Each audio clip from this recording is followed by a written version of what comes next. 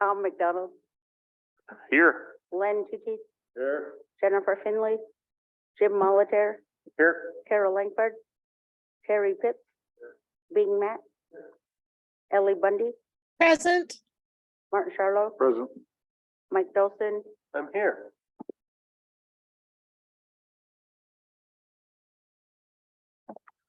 Thank you, Jen. Let's see, for the record, Carol's in DC lobby for our federal budget, and Jennifer's on personal leave. So guess I'll start us out this morning with prayer.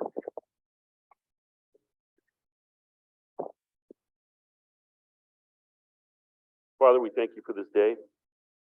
We pray for all those people that are traveling. They'll be traveling this week, especially to the Salish language camp convention, that they'll travel safe. They'll have a good trip coming and going. They have a good stay there. We pray for all the decisions that we'll be making today, that are good ones for our people and our resources. We pray for all those folks that are emergency workers, that are law enforcement, our military, that they are safe. We pray for all those that are homeless, that they find shelter. Those folks that are in need of food, that they can find subsistence out there. We also pray for all of our people and all of the children today. Do all this in your name. Amen.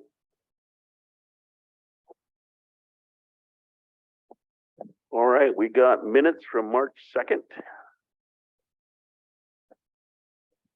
for your review and approval.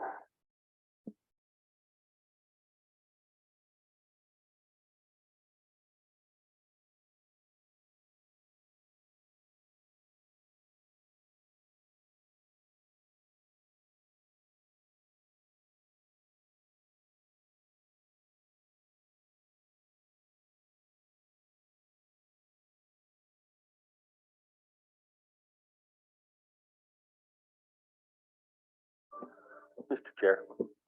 Go ahead, Mike. Thank you. Abby, could you reflect that I was actually in Washington, D.C., participating in the Progress Act negotiated regulation committee meeting?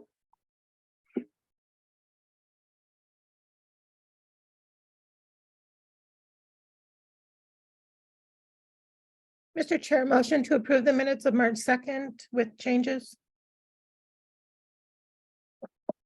Motion by Ellie to approve the March 2nd council minutes with changes. Seconded by Martin. Any further discussion? Seeing none, all those in favor, show of hands.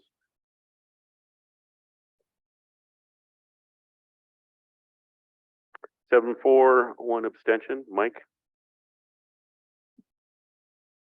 All right, we have today's agenda, and I have a couple of things I want to put on there for some of the committees that currently are closed on advertisements that council could consider action on. Is there any other items? Okay, and one other item for the upcoming election. I'll insert that in also. Buddy, help me out with it. Okay, so agenda looking good. I entertain a motion for today's agenda with addition. Motion by Jimmy, second by Bing. Any further discussion? Seeing none, all those in favor? Unanimous? Okay, so we have, as usual, we've had, our boards have vacancies and they've been advertised. We have a lack of applicants, and so, or only one applicant. So if they're incumbents, it's usual to make sure that they've followed their criteria and submitted all the required information to considered an applicant, even though they might be an incumbent. So with that, we have some that I would propose we do not interview, we just appoint. And so I'll run through them one at a time for you. And if you would like to take action on them, yes or no, that'd be great. So the first one is the Forestry Advisory Committee. There is 2 vacancies, one small logger vacancy and one woodcutter vacancy, and they're for 2-year terms each. And so the one small logger vacancy, there's one applicant, Francis Cahoon, and he's an incumbent.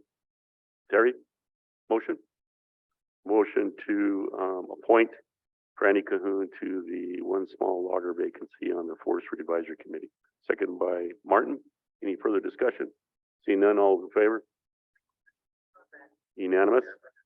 And now the remaining vacancy, Mel will advertise that. See if we can get another applicant.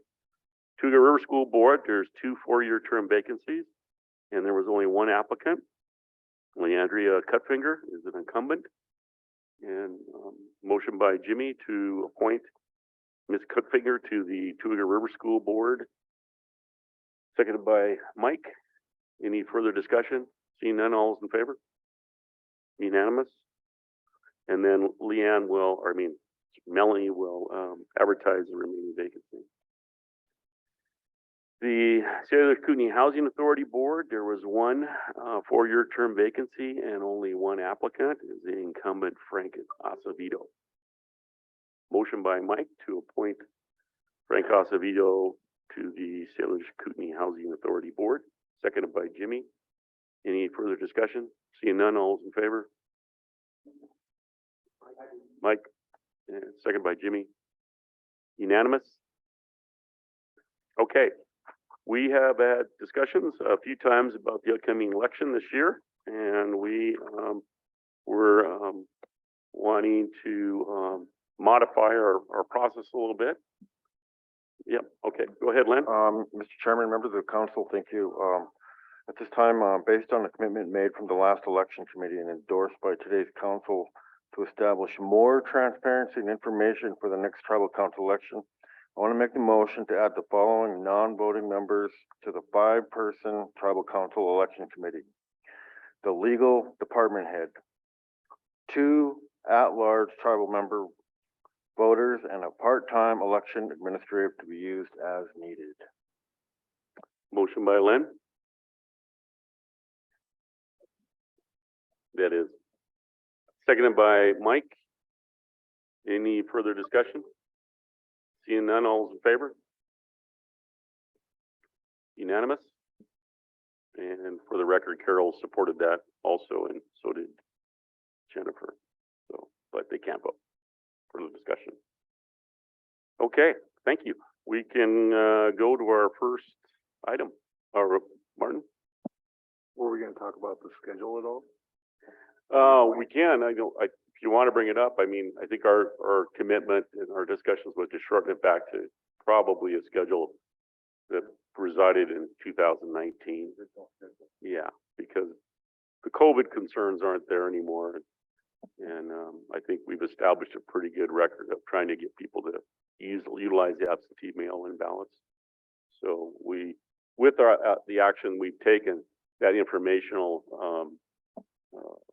consideration is out there. We'll intensify that kind of transparency and information to the voters to make sure that they sign up ahead of time and get their absentee ballots, stuff like that. So hopefully that'll hit it. But if you want to make that return back to a pre-pandemic election calendar schedule, Mike? The only difference would be to emphasize the absentee voting. That's it. Yep. I think that, yeah, just per the discussion. We'll take action as the election committee to publish the calendar. And what I would do is I've asked the executive team, Gwen, to publish a media based on the action you just took just now. And then we can follow up with an advertisement for the 2 at-large persons. And then also set our calendar. Yeah, do that right away. What about the?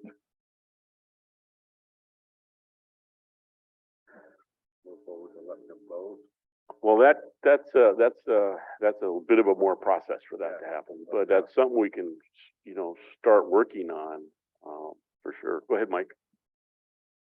And your motion talked about the at-large voters, right?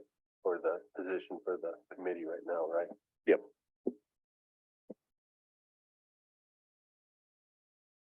But that is I believe, Mike, isn't it correct? That was a constitutional change for the voting. And what Mike's asked the other day was to make sure that we're not in conflict with the BIA secretarial election requirements where it may be that those folks are entitled to vote, certainly for a secretarial election.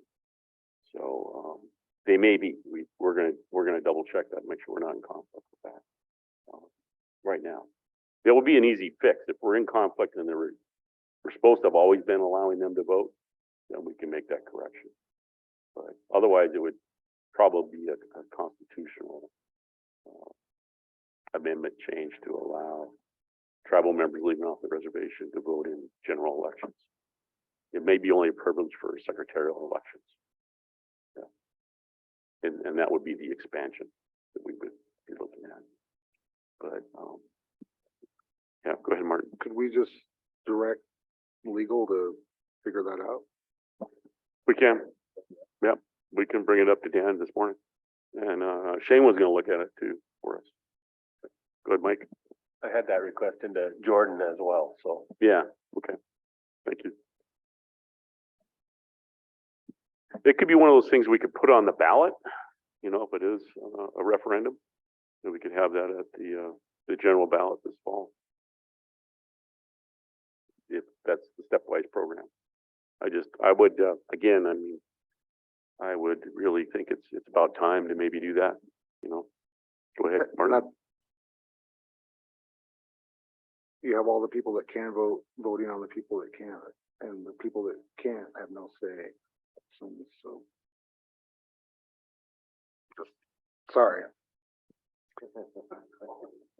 That's why that secretarial election is so important. Okay. Because then they can vote on it if they're allowed to vote. I know, yeah. No, you're good. You're good. This is all good, healthy things. So, yeah, go ahead, Mike. There is a constitutional amendment I would love to see happen. I don't know how many of you have read the preamble lately, but let me just read it and then I'll tell you.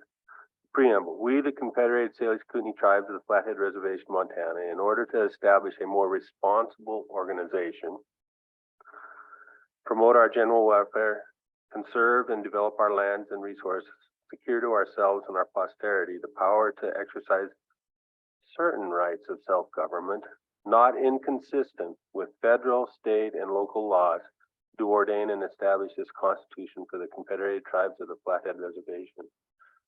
This preamble puts us below federal, state, and even local law. I'm very glad that only a tribal member can bring that up, but I've never appreciated this preamble. And I wouldn't mind taking a crack at maybe rewriting it and getting that ready for the election. If y'all willing to let me do that? By golly. You're talking about a preamble that was created back in the 30s, Yeah. right? No, it's you bring up a very good point, and I certainly wouldn't have any problem, you know, entertaining the change in that, and however mechanism we go forward doing that with. So I would assume so, because it's changing words in the document. Yes. Yeah. Yeah. We'll bring that up with Dan this morning. Any other items? Okay. I wanted to follow up if there was any questions on yesterday's powwow committee meeting. Go ahead, Martin. Just another employee that wanted to be involved. Okay. As soon as we find out, try to let them know. Yeah. Well, we'll either meet again next Monday afternoon or have a field trip. Actually, a maintenance worker that put time in there last, right in June. Oh yeah. Did a lot of the work down there, so he's pretty familiar with it. Oh, good. Good. That'd be great. Yeah, go ahead, Lynn. Yeah, I think it's really imperative that we establish timelines and timeframes here now. You know, now we're getting to 11 to 15 weeks away. So probably the next field trip that we take up there, I think we need to have our staff people have a scope of work put together that day, put together for Christina's consideration on getting those tasks completed. But you know, I guess I got a little confused about SKMM. You know, I thought this was going to be an LLC that was going to have a workforce together, put a workforce together, a tribal workforce. And but come to find out, it's just going to be doing contract work, is what I understand, right? Well, it could be, it evolves into their own crews. But at this point in time, yeah, they would be acting like a general contractor, subbing out everything. But that's one of the other work order items for them, is to develop workforce development and try to figure out how we're going to do this to maximize tribal member employment in all the task orders we send them. And so they have another task order that's talking about doing that workforce development and how we're going to train and get people into these positions. And I know at one point in time, Chad did take on some of that stuff within the organization, where they actually went down, did work down at South Crow Dam, and he led a crew back in the day. And that was quite a while ago. But so he does have that experience to do that. And it could be that that's one way we demand them to do it. So that indeed. But if you can mandate it, you can get everybody into those subcontractors and get placements in there, then you don't necessarily have to do that. But I think for some of our infrastructure needs, we need to have, especially for, at least for tribal government buildings, like this example, it'd be great to have our own work crew, you know, expanded work crews. And that is a tiered thing through apprenticeship, working in the industry, and in a partnership probably with Salish Kootenai College and vocational instruction.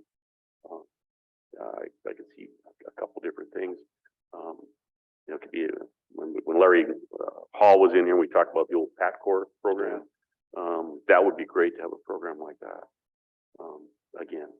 And then they would step right into this kind of a project when you're talking about you know, it's kind of a rebuild or additions on the public facilities that we have at Elmo and Arlene. Yeah. Really perfect for that. Go ahead, Mike. Thank you, Mr. Chair.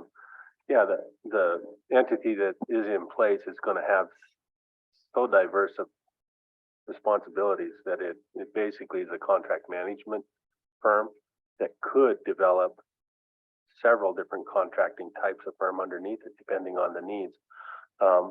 At the same time, with the education that you're talking about, I'm hoping that any of that education could lead those folks into their own businesses, and so that I hope this entity will always focus on hiring subcontractors, tribal subcontractors, ahead of even having its own workforce, as long as that's available, but build its workforce when that's not available.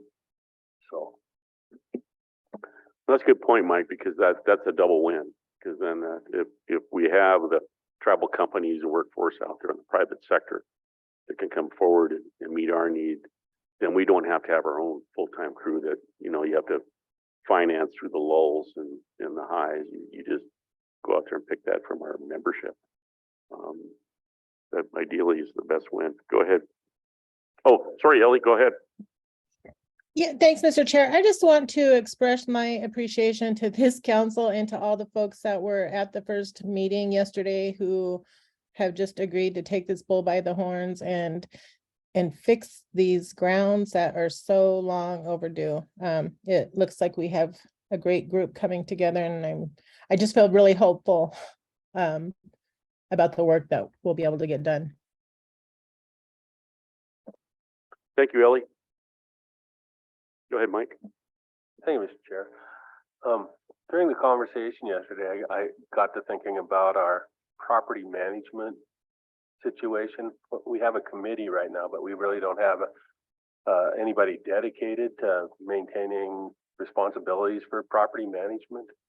And then as the discussion talked about other uses, wouldn't that be a study that needs to be done by our economic development folks as well as our property development folks to actually understand what other uses are available, and talking about infrastructure needs to meet those kinds of uses that might be economically feasible? Well, isn't that where the connections need to go? Economic development and property management. And in all of that, I just was thinking we need to have somebody driving property management, some individual hired to do that. So I would like to push us toward that, maybe having somebody that is our property manager who has an advisory committee that looks at those sorts of things. Appreciate that, Mike. Yeah, part of the other needs were the disaster emergency needs, social needs, and more of a what other community needs we have that aren't really economic development, but a service that's missing to our membership that could be performed out on one of these facilities, like weddings, family reunions, whatever it might be. That it might be more of a not economic development, but pay their way at least. Yeah. I know. Yeah. Thanks. Go ahead, Martin. Just think that we have experience like gaming built Big Arm and put a bunch of RV spots in. And so, like we had a company that did that, obviously. So, let's find that company and put the same spots in Elmo and Arlee, and it's already kind of done, like, at least for now. And then the other thing about, I don't know if you guys have all ever been to Usk, but they don't have any in-ground like sewage or water. Well, yeah, I don't think water, right? And so they bring in, semi showers and all that every year. And that's just something that they do because they're right by the river, and I guess they don't want to put, drain fields right there and contaminate the water. So even if we had to do that for a year and we're really rebuilding bathrooms or something, like, it might be worth it, especially in Elmo, because Elmo is just, Ruth put it really nicely. Yes, yesterday. Thanks, Martin. Any other items on that one? Okay. We might as well go to our first item on the agenda, which is group permit regulation approvals. NRD. Whisper, Chauncey, good morning. I sent it out to everyone on the agenda. Whoever got here first was gonna go, so it might be their collection permits. Unless you were gonna do Amanda's recreation. Texted her that things are running early and so hopefully she'll be here. Tyler Toppenbeck. He should be on around 9:30. Yes, please. Good morning, Mr. Chair, members of council.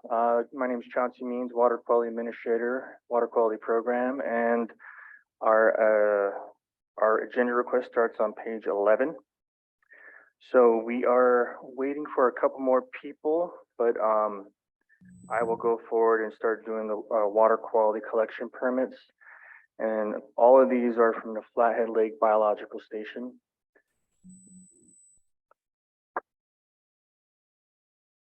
Okay. So I'm going to go to page 36.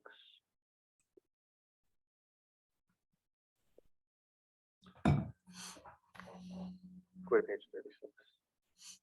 So page 36 of your agenda has to do with Flathead Lake and sampling water quality for water quality parameters, as well as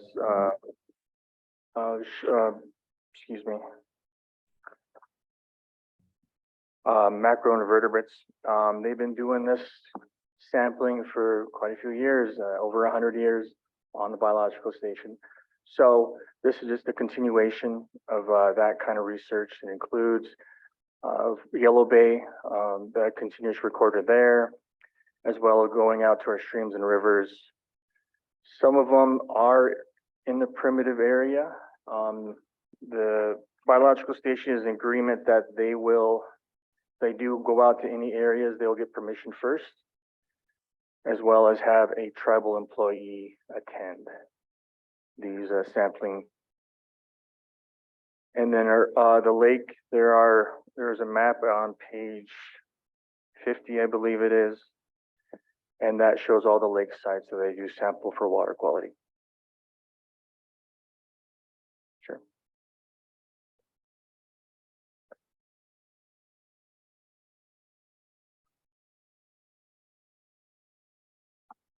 So that would be our first collection permit for your review and approval.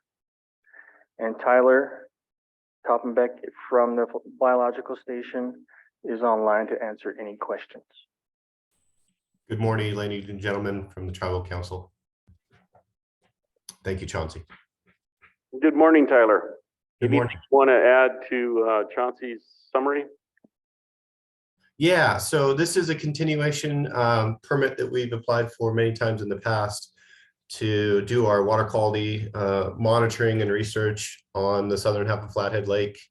Some of that includes our MISIS sampling that we do on the southern half and northern half of 40 sites in total. The synoptics or the other lakes listed are more so that we've had a graduate student, Joe Vanderwall, who's done some work on tribal lands. And of course, like Chauncey mentioned, we would never go into the primitive areas unless we had explicit approval by tribal council and NRD staff, as well as someone coming with us. But for the most part, it's sort of a cover our basis in case that graduate student wants to go in and do some work in these areas to add to his dissertation. Or if something comes up where in collaboration with NRD staff, they want us to go and do some work in those places. But this is primarily for our work that we've done since 1977 in the mid 80s on Flathead Lake.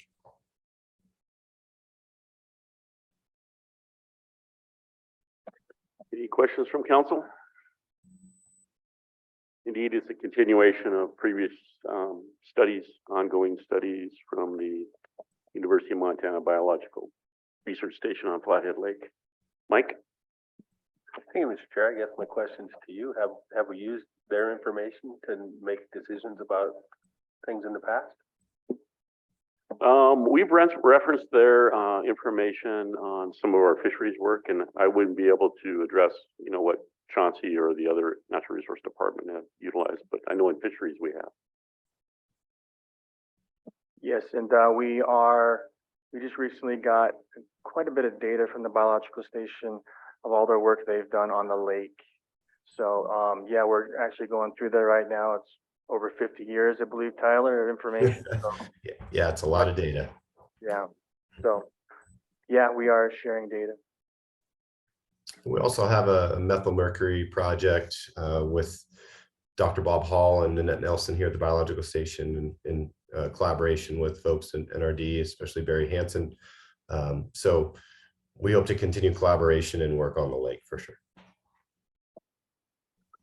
Motion by Mike to approve the scientific research water quality studies by the biological station, University of Montana.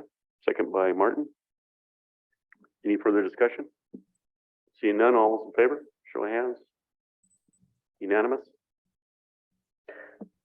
Thank you. So I guess part of this is that we have multiple collection permits, all stemming from the biological station and this one ask. I don't know if you want to approve everyone individually or approve the whole suite as a group. We can go either way. Okay, At least we did the ones that were related to water quality. right. And we've got one more related to water quality. It is a snow algae permit on page 71 of your agenda. That's a returning study, isn't it? It is also a returning study. Motion by Martin to approve the snow algae study. Second, Mr. Chair. Second by Ellie. Any further discussion? Seeing none, all those in favor? Unanimous. Thank you. Question. Yeah, go ahead, Terry. Thank you, Mr. Chairman. On your last map that was up there, you don't check Camas Creek? Camas Creek, because a pipeline used to run through there. Right.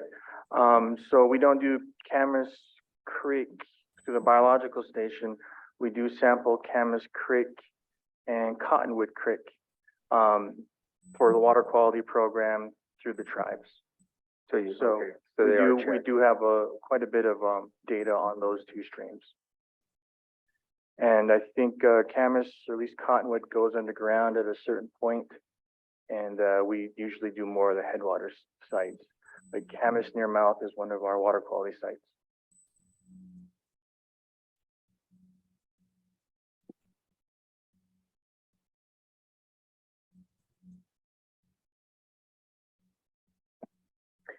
We've got 3 more permits to approve. I will talk about the outreach and education permit. I don't know what page that's on, but I'm just gonna briefly go over it. It is, Stephanie Gillen with our outreach and education continues to work with the biostation on projects like the lake honoring and different types of AIS projects. It's just permission to continue to do outreach and education, sometimes with wildlife species, most of the time just talking, and we would extend that for 5 years for this project. For the fact that we're a continued partner, we continuously keep in contact with them and co-educate the public. It's been a good relationship. So that would be, you're asking for a continuation for 5 years for education outreach with the biological station. Yes. Motion by Mike, second by Martin. Oh, second by Terry? Okay, second by Terry. Any further discussion? Seeing none, all those in favor? Unanimous? Thank you.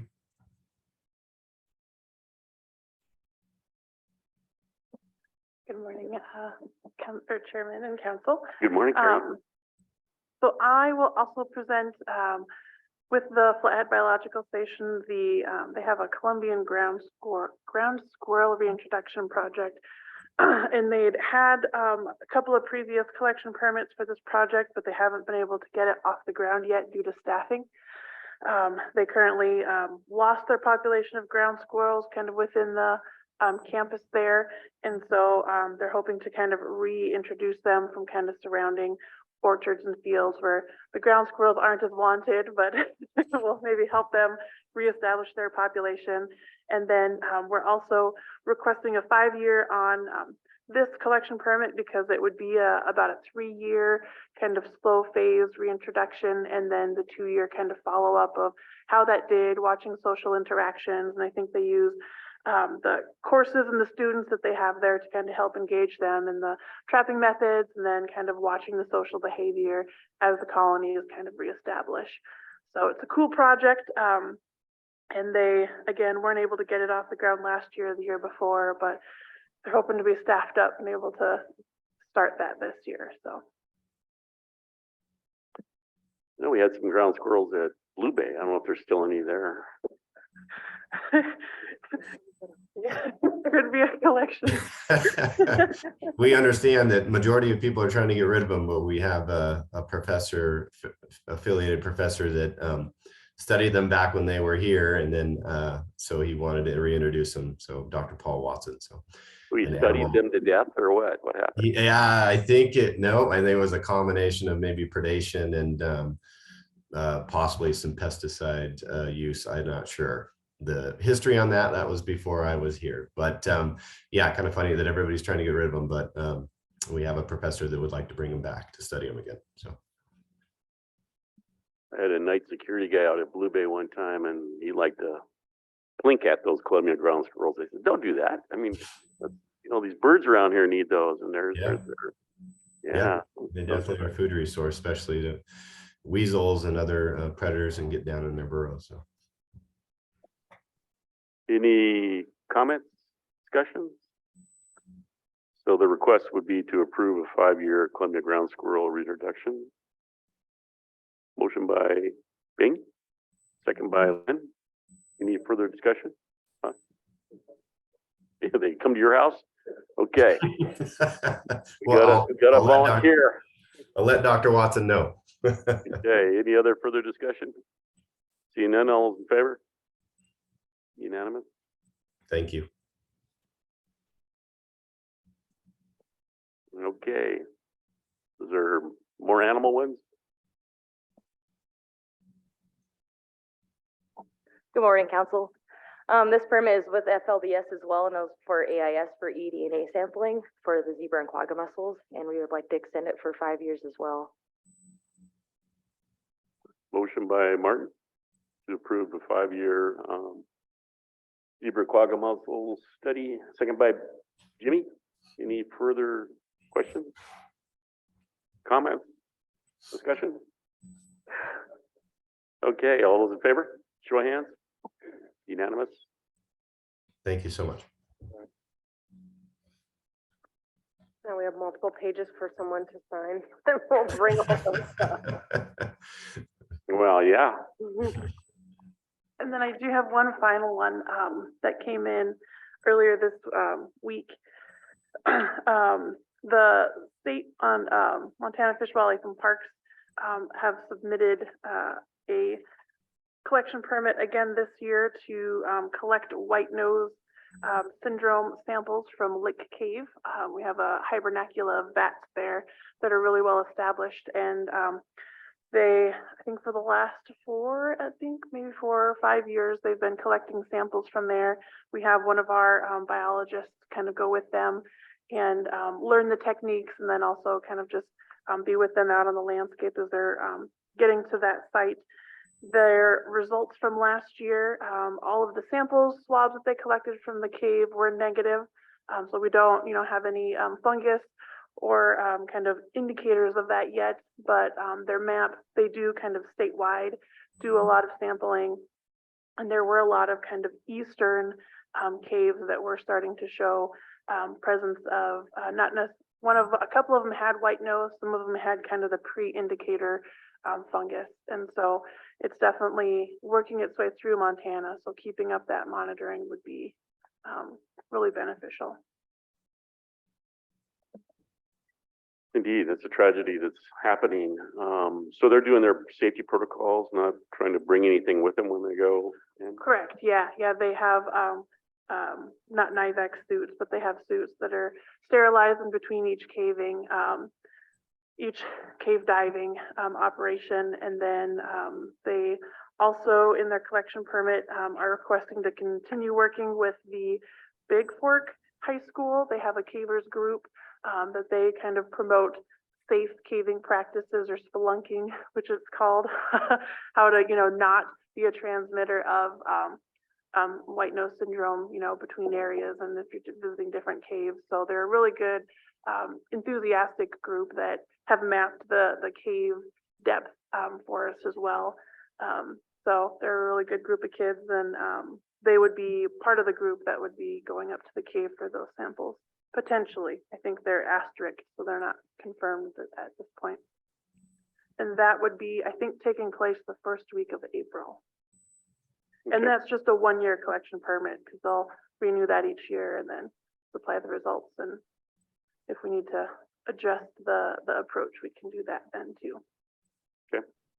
I know the East Coast spread of white nose bat syndrome a lot of it was the cave spelunkers moving it around. It wasn't really the bats. So that education is really important. Yeah. Any other discussion? Motion by Len to approve the white nose bat continuation study at the Lick Cave. Second by Bing. Any further discussion? See none, all those in favor, show of hands. Unanimous.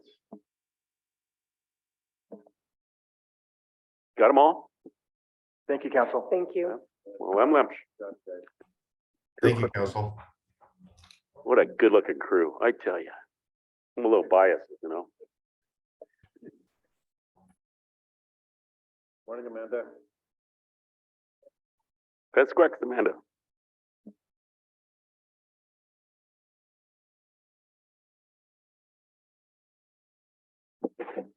I got a couple agenda requests. If I can start with the first one being the tribal member regs, to get the final approval and get those printed. We held our public comment period for 30 days. It ended February 28th. We had no one come in for verbal comment, and there was no written comment submitted. Yeah. Okay, easy summary. Any questions from council? These are annual regulations that have to be approved by tribal council. So there were some proposed changes. Some are just kind of basic edits and a few minor changes. Yeah, go ahead, Len. Amanda, did we meet with both elder committees on this? No, when we didn't get to meet with SPCC, we were scheduled for their meeting, and it was the same day we buried my uncle. Oh, So okay. they canceled that meeting. We talked with Sadie, and we're gonna bring them the entire presentation of all the regs, and we're gonna start doing that with each of the culture committees annually, and we'll be doing it earlier when we do our public comments. Go ahead, Mike. Thank you, Mr. Chair. Amanda, on page 9, I see with the Perry Basin Management Area, the last sentence says private landowners within the unit may allow elk hunting on their property. Did that get changed to tribal member elk hunting on their property? We changed it in the non-member regulations, but it's potential that for this one, we didn't get it shaped up. So it is for the other one, and we can edit that here as well. Yeah, Okay. before we hit print, we haven't Good catch, started Mike. printing.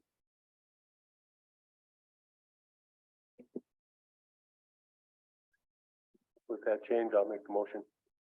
Thank you, Mike. Motion by Mike to approve the ordinance 44D hunting, fishing, recreation regulations for members, March 1st, 2023 through February 28th, 2024 with the proposed change that Mike just brought up. Is there a second? Second by Len. Any further discussion? Seeing none, all those in favor, show of hands. Martin, vote unanimous. Thank you.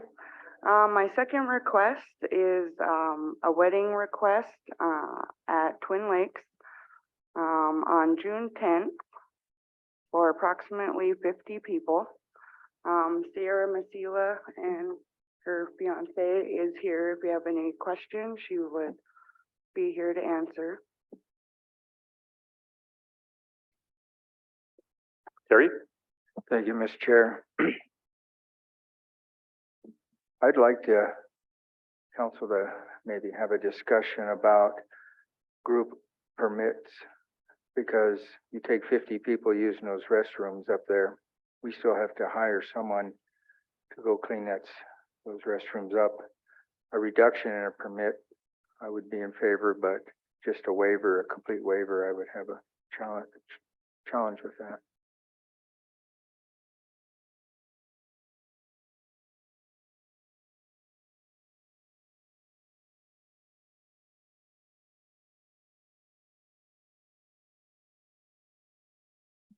Any other questions or comments?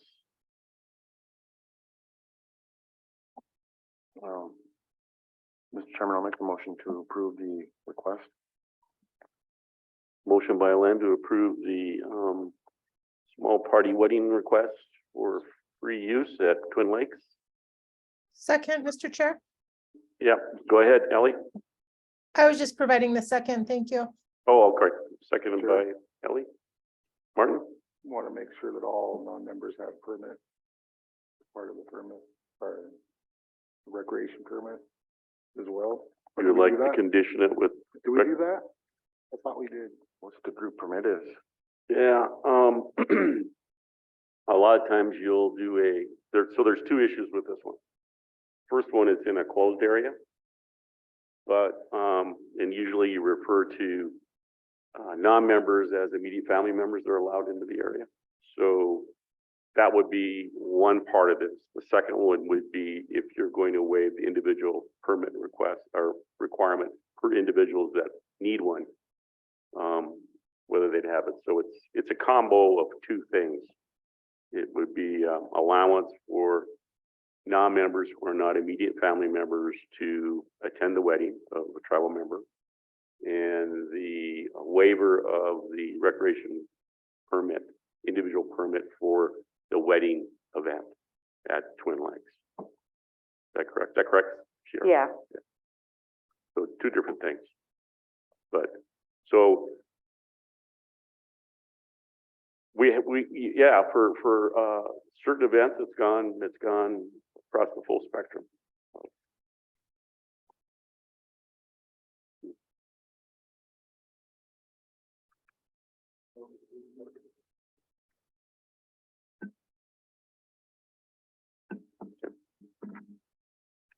What would be the motion amendment? You could. No, I mean, this is no different from the councils that we've done in the past. And I don't think we should, treat it any differently. Motion stands. Yeah. Okay. Like a whisper. Based on what Chairman Pitts said, Councilman Pitts, are we also considering porta potties as part of this motion? Was that part of that discussion, or is that just a stipulation that we would put on having porta potties brought up for an event? You can make that a requirement. Yep. Yep. It's not part of Len's motion, though. No.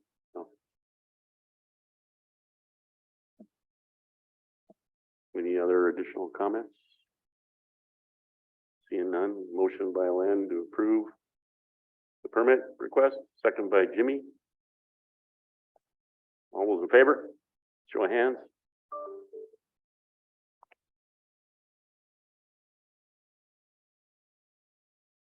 6-4. Those opposed?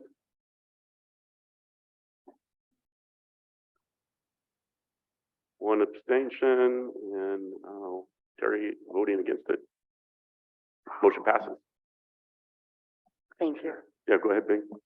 The reason I abstain is because they're requesting a free use permit, for this, and it looks like she's a local resident here, I don't know what her spouse or whatever, but I think they would probably do okay if they're gonna use that area up there.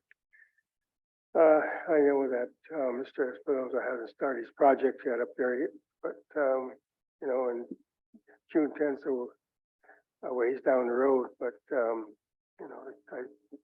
believe I'd probably be okay. That's why I abstained. So I voted for it because usually in wedding parties there's a lot of locals, and locals tend to have their rec permit anyway, and it's short duration event. It's a newer closed area, so that was I kind of like to be able to see how the event turns out and see if we do have any conflicts. It can be standard protocol in requests if council directs it. Depending on the group size, you're right at that 50 is one of those where you could call for porta potties to be required or not. It kind of depends on the location. If there wasn't already sanitation units at that developed site, then absolutely we would need to have porta potties. But because there is some group shelters there, I wasn't, and the group size, I wasn't too worried about it at that point. But so what I would appreciate is a whisper. You kind of monitor it with the game wardens, see if there's any conflict. The other time is it's a good time of year. June 10th is not necessarily a busy time at Twin Lakes. So It's a beautiful time, but it's not necessarily full of people. Congratulations.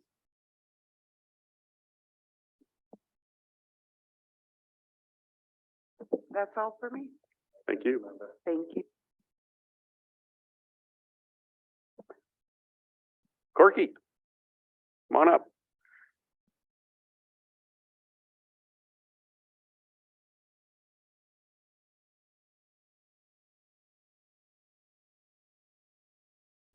Yeah, Terry always promises he's gonna bring that sunshine from Dixon this way, and by golly, he did. I tell you. A little slow on the get-go yesterday.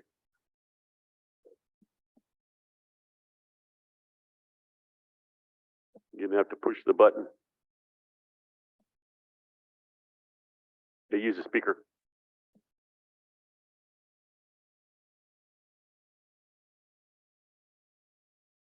There we go. Haven't been here for a while. Yes, it is.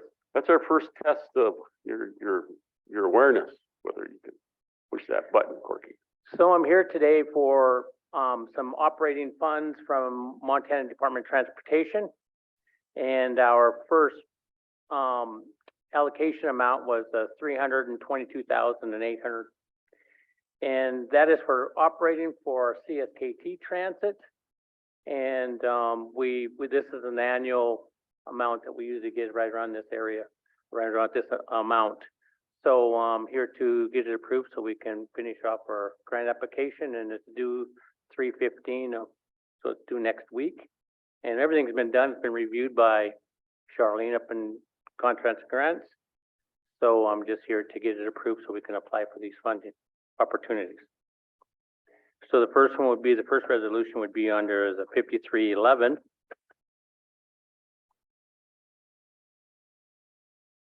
And if you want me, and then the Trans-Aid amount, there is some literature on the second to the last page of what I had sent to Jennifer. I didn't get that in yesterday at the council request, but on to tell you what happens with the Trans-Aid money and what it's used for.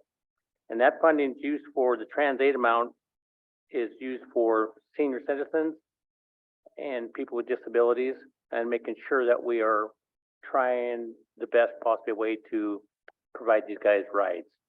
And so they give you the extra $31,000 to help us do that and make sure that all transit agencies in Montana are picking up the seniors and the people with disabilities.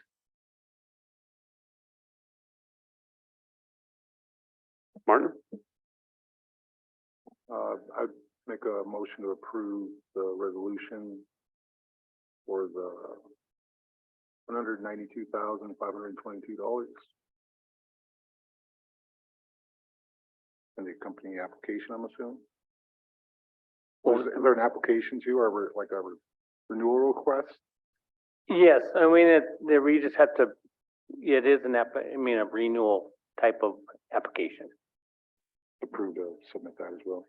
Yes, and then Charlene will get the final copy of it as probably tomorrow. I'll have it finished up and printed all out. It's about 200 pages long. I didn't think you guys wanted 200 pages to review, so the 192 is for Flathead Transit, so that's what this resolution's for, the one Martin's talking about. Okay, motion by Martin to approve the resolution for 192K plus change for the transit program. Second by Jimmy. Any further discussion?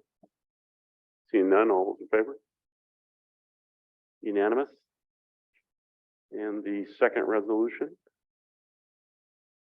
And that's for CSKT Trans, that's for the 322,000 with the Trans-Aid funding needs to be approved too with that. And it's in the resolution. Motion by Martin, second by Len. Any further discussion? Seeing none, all those in favor? Unanimous?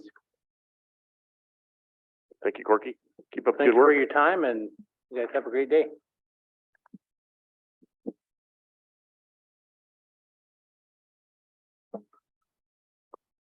Okay, Brad.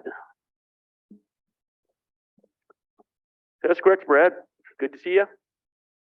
Hey, it's March Madness, buddy.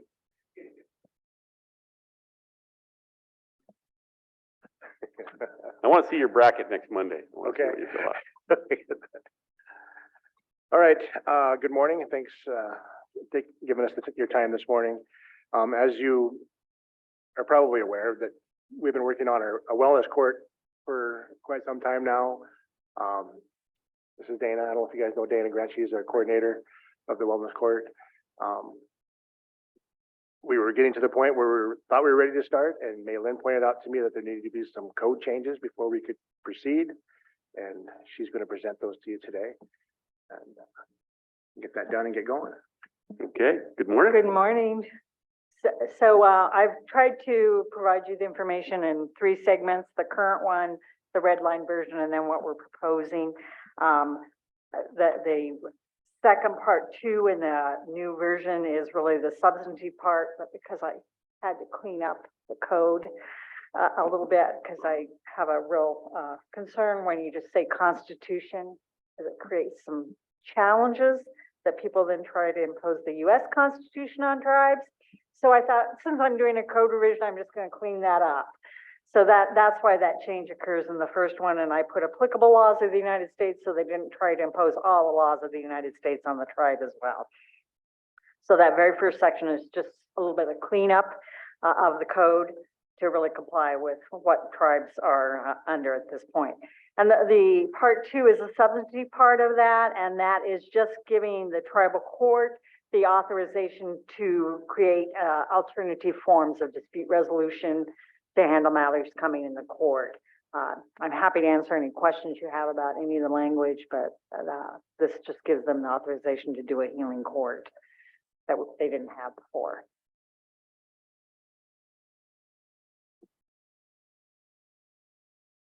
Any questions for the proposed or the language changes?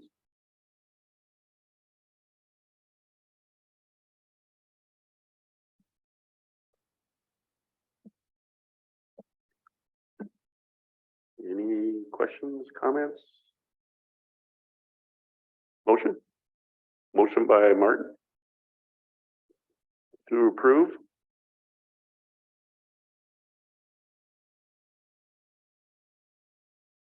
The changes?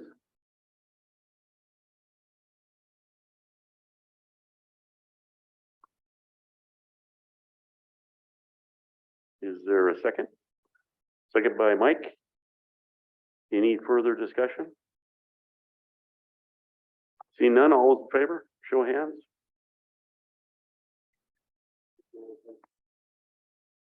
Glenn? Unanimous.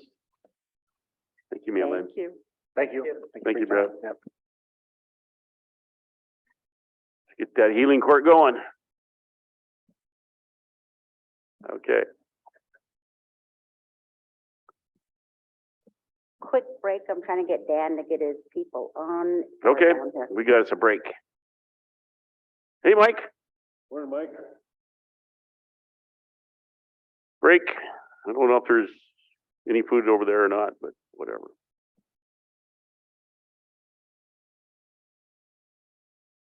Yeah, sure.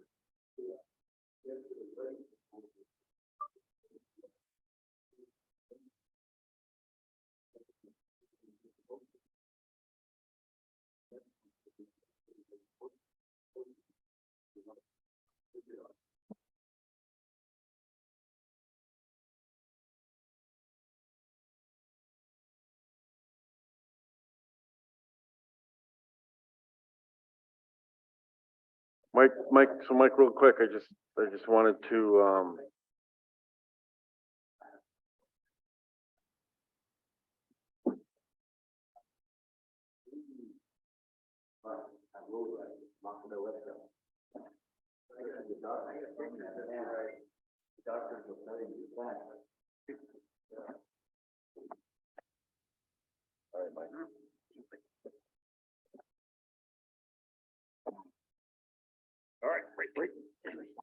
Mike, I just wanted to thank you for helping us out on all of the border crossing issues. I know we've had you travel quite a bit and when partaking in those meetings, so So thank you for the dedication of that, because I know you've been involved in that all for a lot of years when you were on council in the past.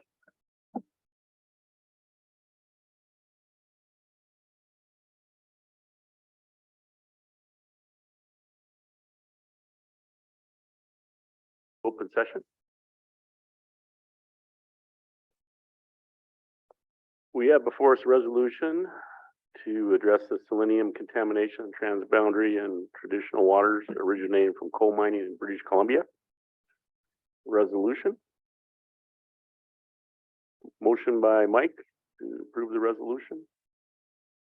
Seconded by Martin. Any further discussion? Seeing none, all those in favor? Unanimous? All right. Thank you, Mr. Chairman, Council. Hope you have a good rest of your day. Thank you, Dan. Thank you, everybody. All right, we're ahead of noon. We're still ahead of schedule. Sorry, I was kind of long-winded there. Harrison always brings it out of us. God dang it, Harrison. We were going to break a record, too.